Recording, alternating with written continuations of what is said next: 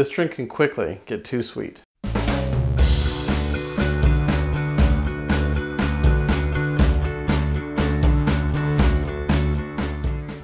I'm Brian Johnson, and in this episode of Better Cocktails at Home, we're going to be doing the corn and oil cocktail.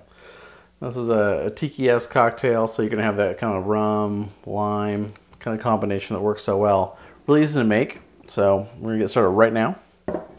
And there's different ways and techniques to make this cocktail. This is the one that I do myself, so I like to build it in a glass. So I'm going to start with half a lime. And to that, I'm going to add in my falernum.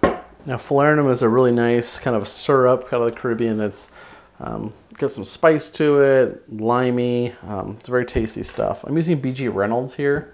It's a really nice product. I like it a lot. There's a couple other ones in the market I think you can use also. I'm going to do about 1/3 of an ounce of this. And I'm going to add that to my limes in my glass. Now, to this I'm going to add 2 dashes of bitters. You can use Angostura. I'm using Scrappy's Aromatic here. I think they both work well. 2 dashes of that. And then we're going to muddle this.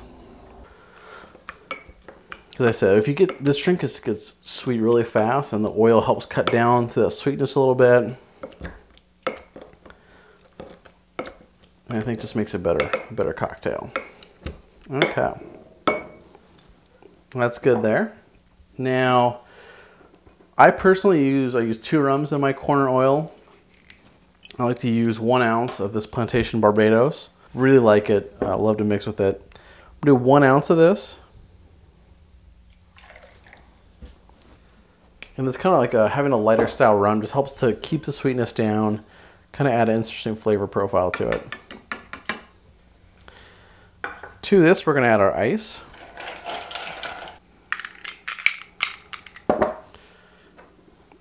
And then we can give it a few more stirs, just kind of start it getting melted a little bit.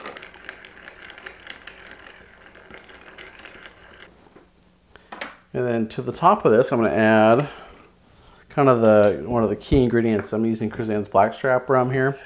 1 ounce of this, and we're going to just kind of layer it right on top, and it'll just sit there nicely.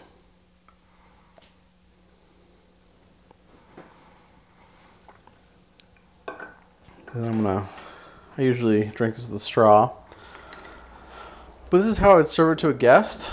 You get the two-tone, the layered effect with the molasses, really molasses heavy rum on top, and then you get your kind of the limey falernum mix on bottom. And I would serve it like this to somebody, and then personally I always mix it up before I drink it, just because I like just to incorporate all the flavors, and that way just personal preference.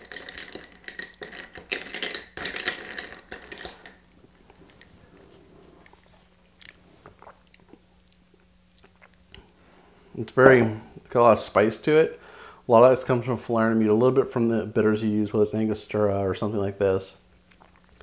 And then why I use 2 rums, because I think if you use 2 ounces of Blackstrap, which you see a lot of people use, it just is way too sweet.